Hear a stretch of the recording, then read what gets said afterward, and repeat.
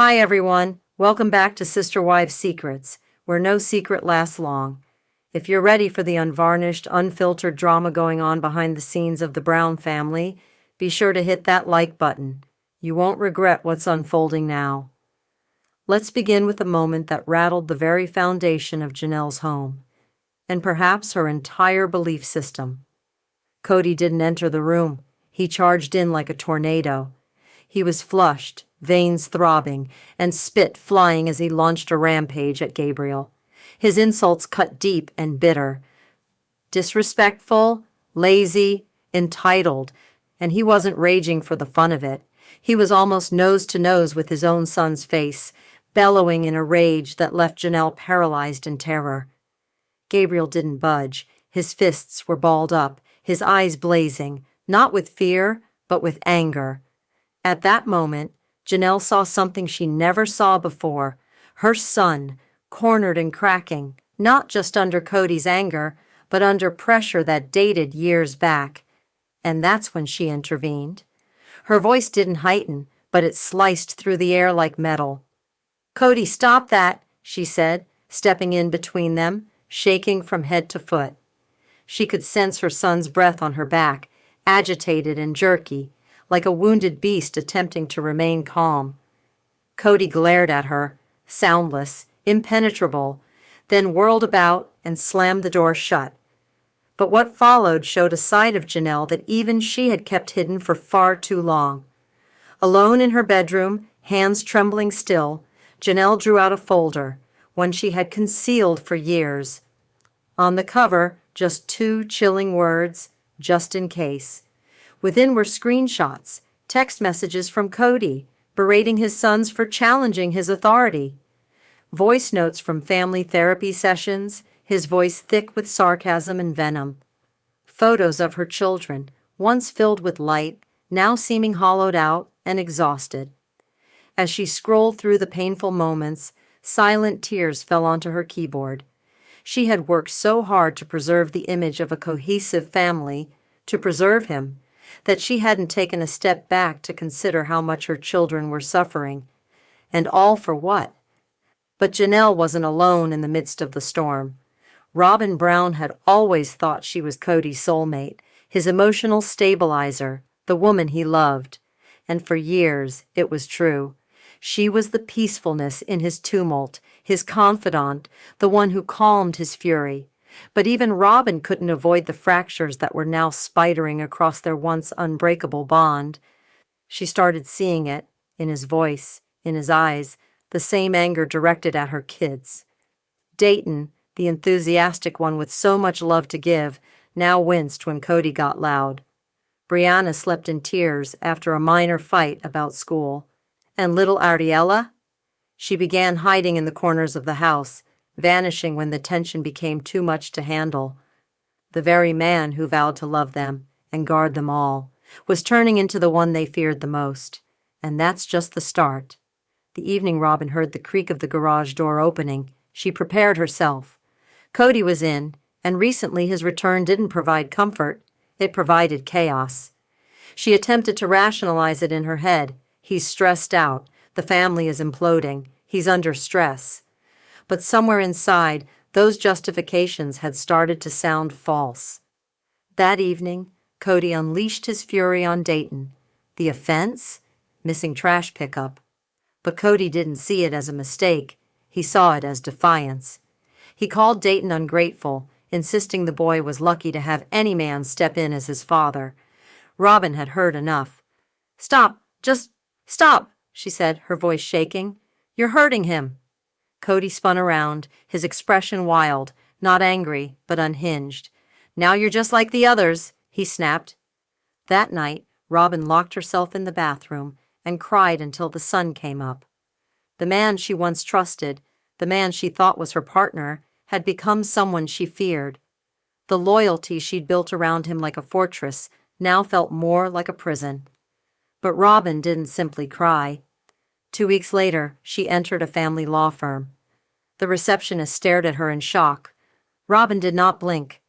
"I must protect my children," she told her, unblinking eyes, unshakable voice. Initially, the filing was quiet. But when court documents emerged, the world was shocked. Robin was named on a protective order against Cody Brown. Emotional abuse, coercive control, child endangerment. The testimony was already underway before the world finally caught up. Kody was stunned. In an off-the-record interview, he grumbled bitterly, "She was my last supporter. They've turned her too." But Robin wasn't doing anyone else's bidding. She had her own truth, and over 40 pages of it. Screenshots of abusive texts, images of her children in agony, minute-by-minute descriptions of Cody's mood swings, even an audio clip where he warned he would sever anyone, even his children, who dared cross him. When Janelle read the affidavit, she didn't hesitate.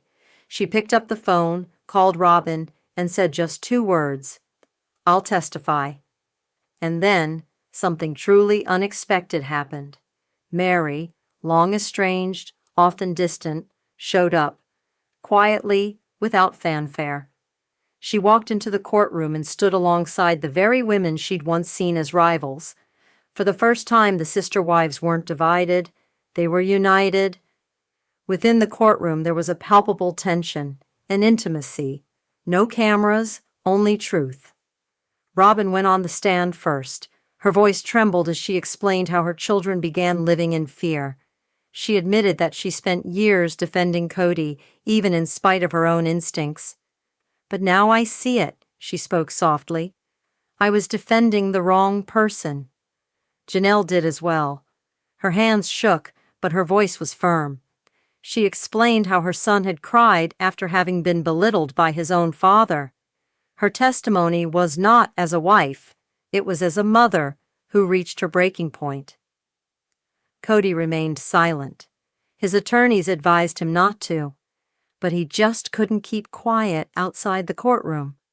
Paparazzi photographers recorded him in mid-tirade. "This is all lies. They're bitter, jealous, weak." But the judge remained unmoved. A restraining order was put in place. Kody was prohibited from having unsupervised contact with Robin's kids. And in a stunning turn of events, the judge suggested a formal investigation into Cody's conduct in all 4 of his previous homes. The courtroom fell silent as the ruling came down. Robin cried openly.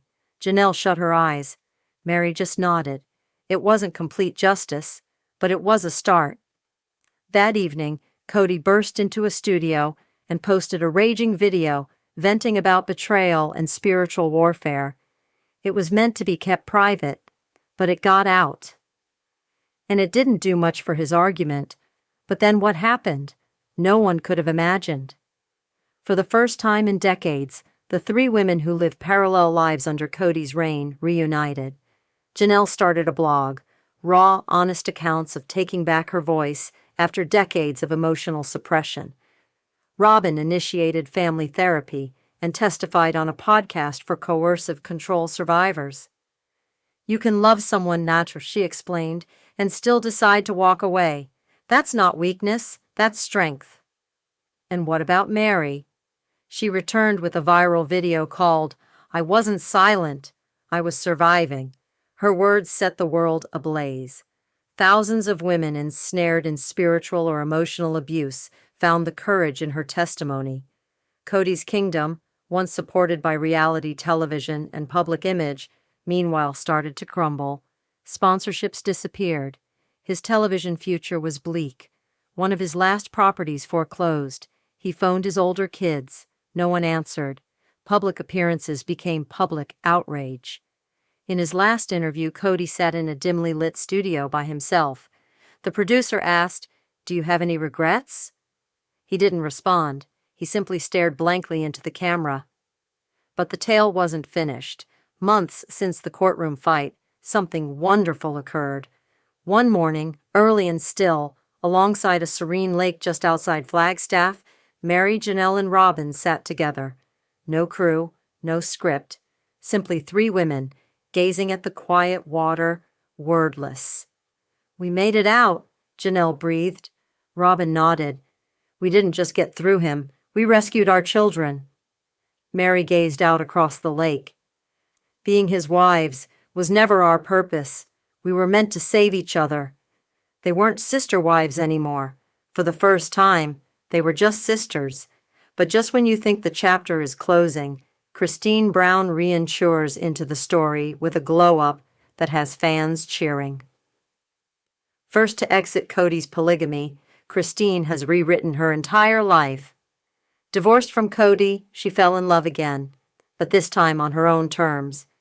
She married David Woolley in October 2023. They met through the internet. Sparks flew from the beginning. In weeks, they were browsing wedding sites. This time around, Christine wasn't one among many. She was the sole one, and she's not only radiant emotionally, she's thriving physically too. Christine assisted David in shedding some pounds, but it's her own transformation that left fans in awe. Since breaking up with Kody, she's lost more than 40 pounds, prioritizing her health, self-esteem, and happiness. She even posted before and after photos of her weight loss, although the original post was later deleted. But the message was loud and clear. Christine isn't merely surviving post-Kody, she's flying high. And perhaps, that's the true ending this story deserved. I'm starting a 30-day weight loss challenge, and this one's all about you. That's what Christine Brown recently posted on Instagram. The Sister Wives Season 19 star is inviting others to join along on her journey as she tries to lose even more weight. But it's not only Christine who's changing. Her husband David has been on a journey as well, one that's not only physical, but also incredibly personal. Spurred on by Christine's weight loss, David set about making a change himself. He's lost an impressive 25 pounds, and when Christine posted before and after photos, fans were amazed. He appears younger, healthier. She captioned, "David's blood sugar is so much better and we both have amazing energy." What shocked many fans even more was that this was the very first time Christine ever mentioned anything about David's weight. It wasn't so much about looks, this was about survival. A week prior to their wedding, David got diagnosed with diabetes. That's when things were serious. Christine introduced him to Plexus products, something she'd already been using, and David finally gave one a try. According to Christine, his blood sugar improved, his energy increased, and the weight started coming off. She proudly added, "He's down 20 pounds. I'm so proud of him." Their relationship doesn't stop at health. They're creating a life and a business together. Christine and David have been growing their Airbnb business in Moab, Utah. The location has special meaning. It's where they spent time together when they were dating. In a new video, Christine revealed one of their new homes, one she dubs the Storm House. It's close to Zion's Sand Hollow and flanked by scenic off-roading and hiking trails. There is a special theme for every bedroom, and Sister Wives photos even hang on the wall, presumably to enchant interested fans. Yet as Christine and David build ahead, the past continues to hang in there. The world was introduced to Cody Brown and his 4 wives, Meri, Janelle, Christine, and Robin, in September 2010. Sister Wives was sold as a glimpse into the intricacies of polygamy, but from the start, it seemed more like a competition than a partnership. When Kody brought out Robin, his newest and youngest wife, it rocked the balance.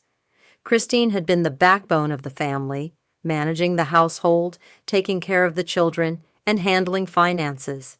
She wasn't merely a wife, she was the driving force behind the Brown family's daily life.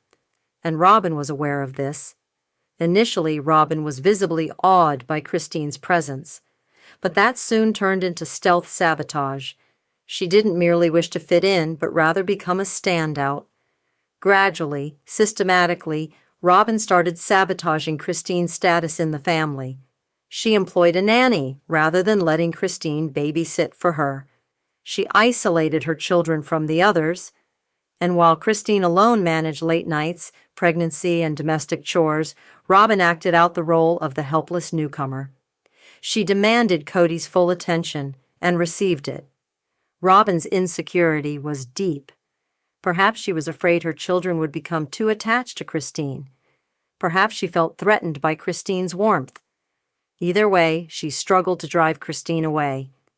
Even now, as Kody and Robin describe Christine as aloof or unengaged, they conveniently forget that she once threw Robin a grand baby shower to introduce her to the family. Christine really did try, until she couldn't anymore. Christine has confessed that she worked tirelessly to be the perfect wife for Kody. But watching Robin do the bare minimum while soaking up all of Kody's love, it broke something in her. She was pregnant with Truly then, overwhelmed, drained, and heart-shatteringly isolated. Robin used that isolation as a weapon. She played the victim, the confused wife, while pushing a quiet wedge between Kody and the rest of the people. And it succeeded. Kody's love, time, and energy were directed almost completely at Robin. Christine became the one to keep everything else together until she could stand the imbalance no more. By the time Coyote Pass came into play, the dream was already beginning to disintegrate. That land was to be their future, a utopia where each of the wives would construct her own home. But it became a battleground. What was supposed to bring them together only demonstrated how far apart they had gotten. Kody's recent decision to split up the Coyote Pass property caught fans by surprise. Was it selfless, or just another move to assert control? Season 19 uncovered a painful reality. The Browns weren't merely losing ground. They were losing themselves.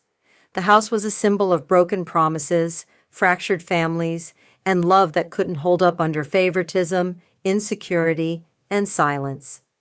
Janelle used to handle the books, but Kody handled the money. That wasn't a financial imbalance, emotional was, and it manifested itself in every aspect of their lives. And now?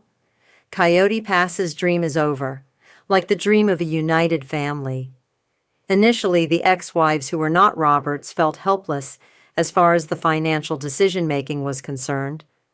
One Instagram fan, Starcasm Scourge, asserted that Kody had merely paid $10 to pass title on a smaller tract at Coyote Pass to Meri and Janelle Brown. Nevertheless, new developments have since emerged to correct the assertion.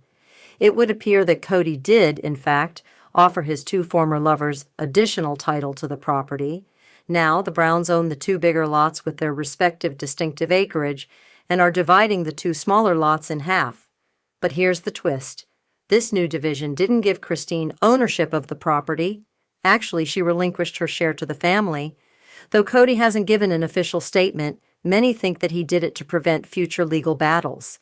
According to the latest information, Kody likely wanted to circumvent issues regarding the property value, which has been approximated at about $880,000. Kody has asserted to own 97% of the huge amount of money attached to the land, and by transferring ownership for only $10, he essentially gave away a piece of property that could sell for more than its value. In theory, this land could command $1 million price. Meanwhile, Janelle has also been candid about her struggles with the spiritual union, particularly after going through financial struggles. We saw her living in a small rented apartment during Sister Wives Season 19, devastated about her divorce and the struggles she went through. But Janelle is intent on starting anew. She's already started her Tata Farms venture and is intent on rebuilding. Both Meri and Janelle have spoken about hiring lawyers to guarantee they receive their due amount of compensation from the Coyote Pass property. Since Kody's made the move to give them greater ownership, they're going to receive a far greater sum of money when the property is ultimately sold. This new division of ownership might just deter them from filing suit, since they're going to reap a much greater reward from a sale now. So, what is Kody's game? Maybe he figures that if he gives his ex-girlfriends more say in the property, he can settle for a cheaper and less painful court battle. That theory doesn't sound all that far-fetched to me. He may be attempting to pay for peace with Meri and Janelle. In a sense, Kody is revealing a new side of himself. He's trying to walk his relationships with his ex-wives without the theatrics that normally accompany polygamy. It's a quiet effort to do things correctly, even if it's expensive. He's not going to be one of those couples who constantly airing their dirty laundry on television like we've witnessed in past seasons. But As we've seen, Kody and Robin's relationship has not been quite as easy as it seemed before. Kody once seemed so free, so at ease with his decisions and his girlfriend. Now things are different. Perhaps he's terrified of losing Robin, and that fear may be driving him. Kody's choices are typically motivated by the need to maintain Robin happy, and he's possibly made some regrettable decisions in the past to make her happy. But this time, Kody may be doing something genuinely good for his former wives. By trying to make things work with Meri and Janelle, he's demonstrating some good character. The money from the sale of Coyote Pass can go back into their businesses, upgrade their homes, or simply enjoy time with their families. Christine, for example, might spend the money to furnish her new house and make it hers, a home that's hers. And Kody's act may be a means for him to show that he appreciates the women who assisted him in achieving what he wanted over the years. Bravo to you, Kody, for taking the initiative and letting the women who supported you know that they count. It's a messy tale, full of difficult decisions and difficult realities, but ultimately, it's easy to see that the Sister Wives cast members are more than just people on television. They are remarkable women who have crafted their lives and Kody's through love, patience, and perseverance. If you're following this journey, let us know what you think in the comments. Don't forget to subscribe for more updates on the Brown family and all the drama that comes with them. Thanks for tuning in.